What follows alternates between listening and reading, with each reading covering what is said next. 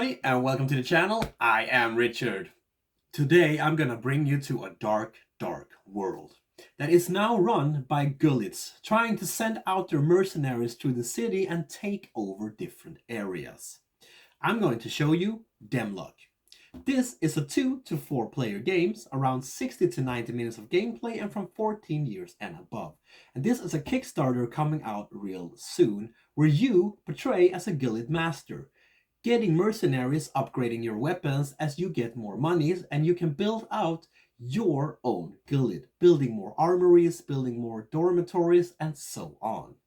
This is a strategic game where you use small miniatures to go around and, well, try to take over what you think is yours. I'm going to show you an overview of this game. I'm going to show you the setup of this game. So let's just have a look at it.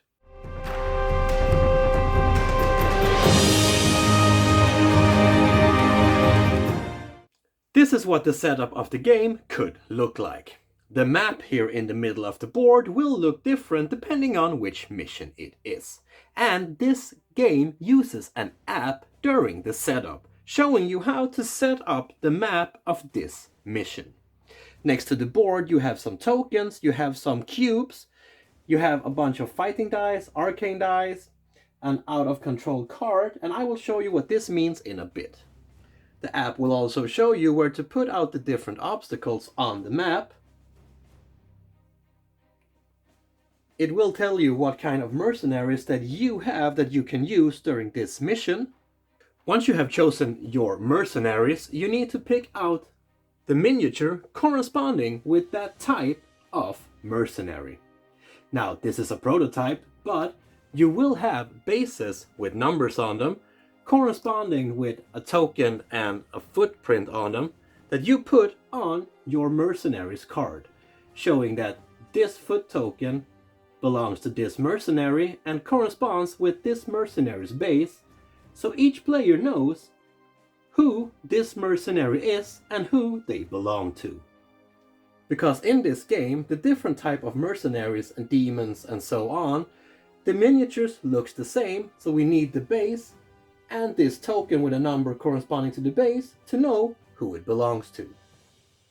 We then need to choose a weapon to our mercenary, putting it underneath their card like this.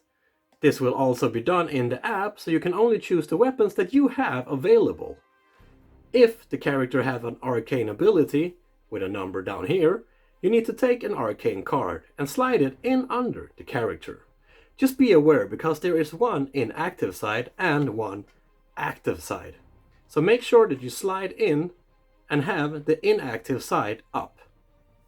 If your character has an arcane power, like this character here, you need to take the arcane card like I showed you before, but you also need to get some mana.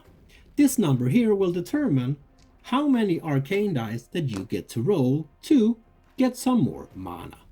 This character here has 4, so we should roll 4 dice. Now, there are different type of manas in Dem Loc. You have the white mana, the one that is not good, it's not bad, it's simply neutral. Then you have the black mana, which is, well, a little bit worse. Every now and then you will also roll broken seals. And your characters can only take a certain amount of broken seals before they become corrupted by demons. Now, in the starting phase here, we simply ignore them. Once we know how much mana we have received, we simply take the mana cubes and put them on the spot. So that is the setup of the game. Now, like I told you, this game uses an app. And the app will show you the different sides of the different missions and the different setups using the tiles, mercenaries that you can use, and so on. And this game does not require an app to actually play it, because there are tokens that you can use while doing the gameplay. But you will need the app to control your gullet, to use the different builders that you have acquired, to use your monies, to get new followers, and so on. Everything is controlled inside the app. Also, if you want to upgrade your armory, getting better weapons, or upgrading your dormitory and so on, that is handled in the app. And you can also use the app in the gameplay itself.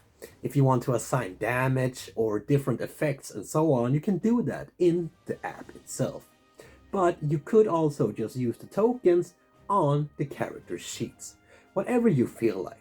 And it's important to say that this is a prototype, so some of the things I showed you today might not look the same when the game is done, and some of the functions here might also change.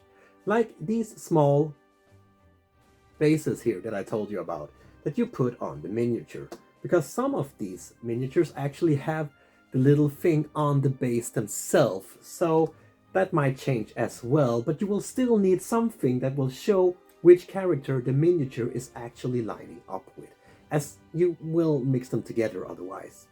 Also, with the different scenery here, the app will tell you where to put them, and most of the scenery is put where it's supposed to be put according to the app, but some of them will be up to the players themselves to spread out the way they feel like it fits them the best.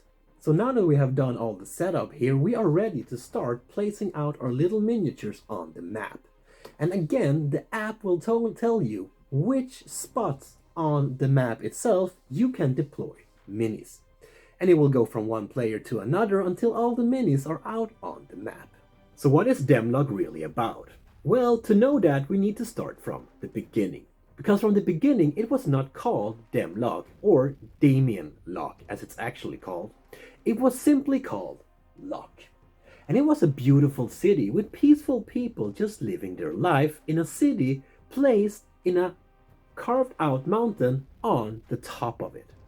In this place the people went on with their daily lives for many years. But as time moved on, things started to getting darker. People were reporting demonic activity and children went missing. Nobody really knew what was going on, they just knew that things were getting worse. Until one day when the whole mountain shook. In a huge earthquake, the whole city fell to pieces. Once the dust had settled, the only thing that was remaining in the middle of the town, hidden by an old lake now gone, was the big arena, built ages ago. The people fled the city, and now things took a bad turn because demons started coming out from everywhere, naming the city to Dem Loc instead of simply Loc. As time went on, the people still living here started to just think about themselves, taking everything that they could, and people started to turn into mercenaries, running around the city simply to just get money. Eventually, guilds started to build up with these mercenaries. So the different mercenaries created their own little guild to start controlling different parts of this town. And this is where we come in. Now things are looking a little bit better in Dem Loc today than it did back when the demons were running wild, but it's still pretty bad. Our mission here is to take our mercenaries, go out into the city and take back what we think is ours. Gaining more money, gaining bigger guild, rebuilding our armories, upgrading our dormitories, weapons, and so on. The more missions we do, the more money we will get. The more money we get, well, the more we can buy. Before we start to play, we should take a look at our character cards. This is your mercenary. Up here you have how much armor factor this mercenary have. Up here you have the hit factor of this mercenary. You have the name of the mercenary in the middle. This is the movement. Down here you have the arcane ability. This is where you put your mana to use your arcane abilities. Over here you have your hand-to-hand ability, and down here with the arrow is your ranged weapon ability. Here you have your primary weapon. This is not attached to the character card and you can change them. And down here you have your secondary weapon. In this game you have something called Fate, and you can use Fate in different ways in this game. Here, for example, you can use 3 Fate to use the ability of this mercenary. If we now look at the weapon cards, we can see that they are cool. It's slided in under the mercenary's card. Up here you can see the name of the weapon. Here you can see the damage this weapon does. Here you can see what kind of weapon this is, how many hands this weapon uses. If you have one hand, you can of course hold another one in the other hand, but if there would have been 2 hands here, you could only hold that weapon. The ring around the weapon represents the weapon's characteristics. And this is slightest under the Mercenaries card. Now let's look at the Arcane code card. Up here you have the name of the arcane power. Here you have the range of the arcane power, the effect of this power, and how much it costs. So this one costs 2 white mana. This one down here will cost you 1 white mana and 1 black mana. This up here will cost you 2 manas and 3 black manas. So you could choose to spend 2 manas to use this arcane effect, but you could also choose to summon a demon, for example. This is the price for summoning a demon, or use the arcane effects down here by paying this price. If the player chooses to summon a demon, we need to rotate this card 180 degrees and slide it under the mercenary, now using the summon's abilities instead. While choosing your miniatures and you still have slots open, you can also choose to bring some followers. These are followers that, well, they like your gullet and they will help you in battle. So once we have done the whole setup here, we have put out all the obstacles, we have put the miniatures in the deployment areas, we have given them weapons and so on, we are ready to start playing the game. This game plays out during 2 different phases. The first one is the strategy phase. And during the strategy, you can shoot your ranged weapons, or you can choose to move. To be able to move our mini, we first need to know what kind of control zone this mercenary has. Now, if it's a short-range mercenary, their control zone is a 180 pattern around them, meaning that they can move from the side, they can move forward, they can move diagonal as well, but this will cost them more movement points. But they cannot move if there is no map present, meaning that this character here would not be able to move out here as well, there are no tiles. But as this mercenary is a long-ranged mercenary, their control zone is actually, well, 180 degrees, but their field is 2 more squares away in the front. Your mercenary cannot move through walls or obstacles in their way because, well, they're not Superman. If you want to move your mercenary 1 step back without rotating them first, this will cost you 1 extra movement point. Like I said before, if you want to move diagonal, this will also cost you 1 more movement point. You cannot walk through trees or walls, but you can actually walk over the smaller obstacles here, like the barrel for example, but it will cost you 1 more movement point. If you want to turn your character 90 degrees, this will cost you 1 movement point per turn. You can move up to 2 squares sideways without rotating, but once you have done those 2 moves, you need to rotate. As soon as a character reaches another character, they become engaged. As soon as one mercenary moves into the control zone of another mercenary, they need to stop their movements immediately, because now these 2 are engaged. And no, that does not mean that they're going to have a wedding. That means that they will fight out a bloody battle. Doors are considered to be open and does not block your mercenary's control zone. But the walls still do, meaning that this mercenary here can see in beyond the door, but not to the sides. Your characters can also choose to pick up something from the battle scene. If you pick something up, that will cost you 1 movement point, and then you need to put it on your mercenary's board. Or you can also throw something out on the battle scene. Again, it will cost you 1 movement point, but then you would take it from your board and place it on the map adjacent to where your mercenary is standing. The amount of movement points you have is stated on your character's card. So this mercenary here have 5 movement points. Once they have all been used, you need to flip this token to the inactive side. Another action you can do during this phase is to choose to use your ranged weapons. To do this, we first need to check our weapon card to see what kind of range we have. This mercenary here has a range of 5, meaning that he has 1, 2, 3, 4, 5 in range and can't reach this happy little fella over here. This mercenary here has a range of 3, so they can hit the mercenary over here, right? Well, no, because if you shoot diagonal, it will cost you 2 range per square, meaning that this mercenary here would need to have 1, 2, 3, 4 in range to be able to hit. You cannot shoot through trees or walls, but you can actually shoot over barrels, since you are watching over it, but it needs to be right in front of your mercenary to be able to fire over it. If you do this, you will need to subtract 1 point from the hits. But how do we know that we actually hit our target? Well, first we need to look at our mercenary's character card to see how many fighting dice we need to roll. To do this, we need to check out our mercenary's ranged skill. Once we have found out that, we roll the dice. Then we take that value and compare it to our enemy's shield value. If our value is greater than their shield value, well, we have managed to actually hit our target and penetrate their armor.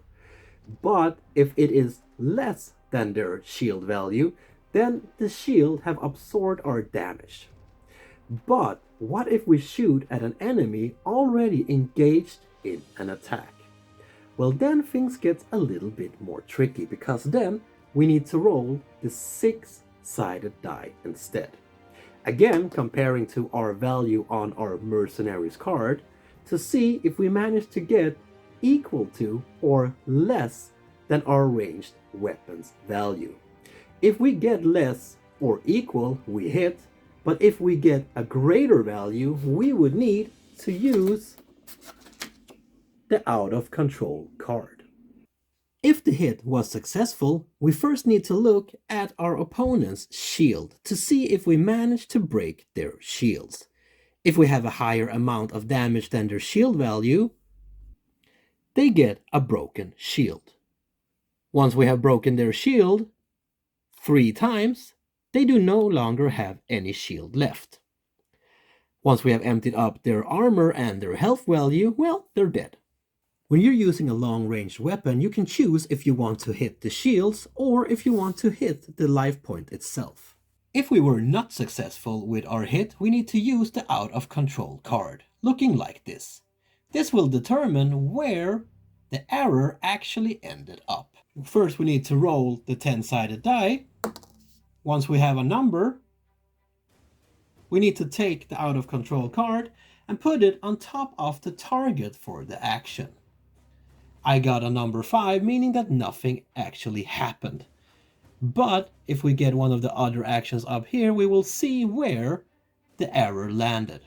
You could also choose to channel some mana, meaning that if you have a character that still have an active movement token, they can choose to roll some dice. And they can choose to roll the amount of dice that they have on the card or less.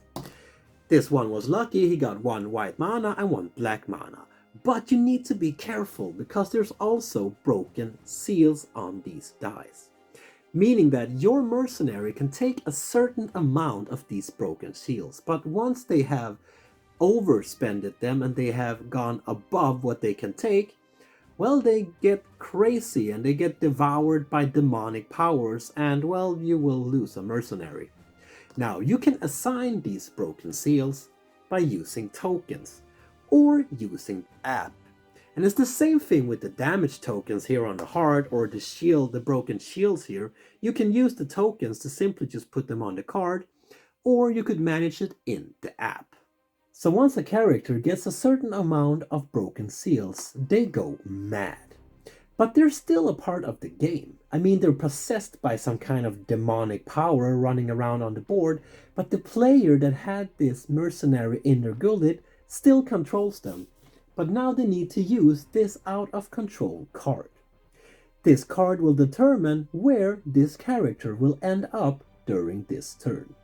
And from now on, the app will at the end of each turn assign an effect to this character. And whoever it is engaged with will get some kind of bad effect. The app will assign this demonic possessed character 1 broken heart at the end of each round. So eventually, well, they will die, but they will run around, cause a lot of mayhem on the board until they are gone. Instead of refilling your mana pool, you could also spend some mana to use your arcane abilities. The arcane abilities are used in the same way as you use your ranged weapons, but this time you can actually shoot through the trees and the walls, because you're using elemental powers, and no tree or wall can stop that, right?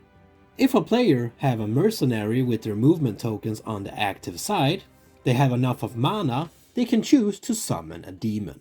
Now the player would need to go into the app to type in what kind of Kabbalah they have used to summon this demon, choose the demon that they would like to summon, and also put in the effects, the shields, the damage, and so on that this demon has. And also pick up the cool little miniatures corresponding with that demon. Once the summon has been done, this demon will pop out next to a square that is empty to the mercenary that had summoned that demon. You will also need to take up the card that corresponds to the demon that you have just taken, so you can show that you now control this demon. Now when you summon a demon, you need to assign heart tokens to them as well.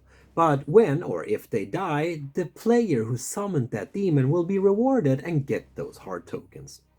If a character that summoned the demon end up dying before the demon, well, they are both out of the game. So we're done with phase number 1 and we move into phase number 2. This is the Brawl Phase. This is where we use our hand-to-hand weapons. And mercenaries who still have their movement tokens on the active side gets to move and use their hand-to-hand weapons. First they need to declare that they want to attack, and then they need to make their movements.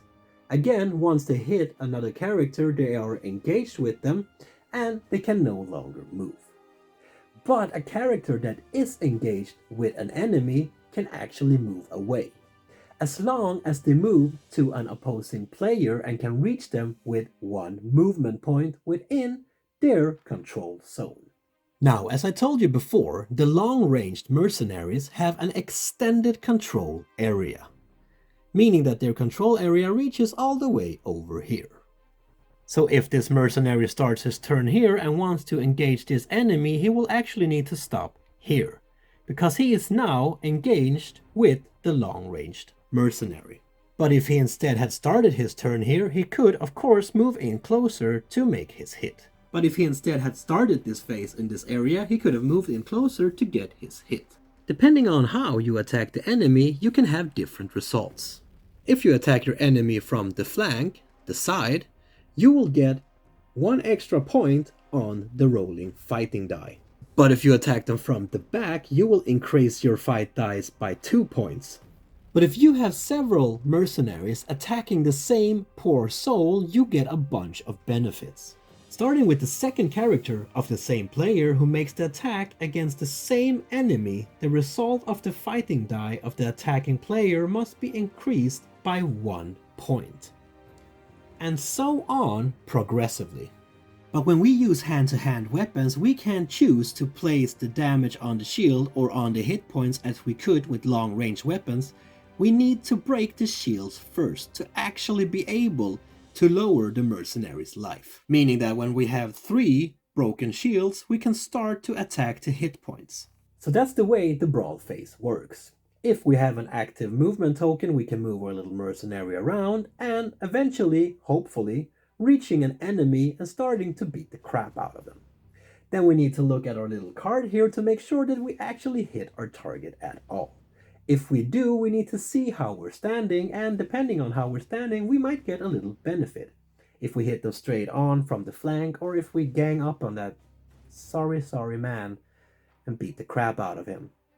Then we need to roll the dice to see how much damage we actually do. It's quite simple. So once all the players have done what they can or what they want to do in the Brawl Phase, this round ends. Now the players need to go into the app and press the next turn button to start a new turn. Or if we have reached whatever we wanted to do in this mission, we press End Game. Because this game can end in a bunch of different ways. One of the players might surrender and just give up because they are really getting beaten up. Or we might have reached whatever objective that we needed to reach in this mission. Or one player simply just dies and loses all the mercenaries. Now, depending how you did in the game, you will have to go into the app now and upgrade whatever you accomplished. How much money did you get? Can you upgrade anything? Can you maybe acquire a new part of the city? And go into the app and do that. Because like I said, the app is kind of a big deal in this game because that is where you actually manage your gullet. So when you're not out on the board fighting and conquering parts of the world, this will be the place where you do the rest of your administration, we could actually call it. But in the gameplay itself, I don't think and I don't feel like the app is interrupting too much, because you can actually use the little tokens instead. You need to go into the app and do certain kind of things. For example, when you summon a demon, or when one of your mercenaries dies, you need to go in there and just push and show that they are gone. But other than that, there's really not that much handling with the app when you are playing the game. If you don't want to, because you could assign all the damage in the app. You could assign everything that you do in the app instead of using the tokens. It's really up to you. The artwork in this game is quite cool, quite dark and brutal, and it really gives you the feeling that you are in this dark, possessed world, just trying to fight and survive. Now, did I enjoy this game? Yes, I did. I did enjoy this game a lot. And this is not even the finished version. This is just a prototype. In the finished version, there will be a lot more things for the players to do. Also in the app, with upgrading the gullet, upgrading the different buildings, getting new weapons, even more missions, and a lot of things to explore. But then again, I love miniature games, I love dungeon dwelling games, so this is just up my alley. But the whole card mechanics where you flip the arcane cards 180 degrees to activate a demon and you summon them and you can use the arcane powers, but you can also just go in as a brute and totally slay people with a sword, and there are different objectives that you need to complete as well in the finished game, so there will just be a lot more built onto this. And with the app you will have a completely upgraded rulebook all the time, and there will probably be a bunch of things in there that will upgrade regularly. So this game have a lot going for it, and like I told you, this is not the finished game, so it might look a little bit different when it comes out, but I still think this looks really good, even if it's just the prototype. So this game can go a long way.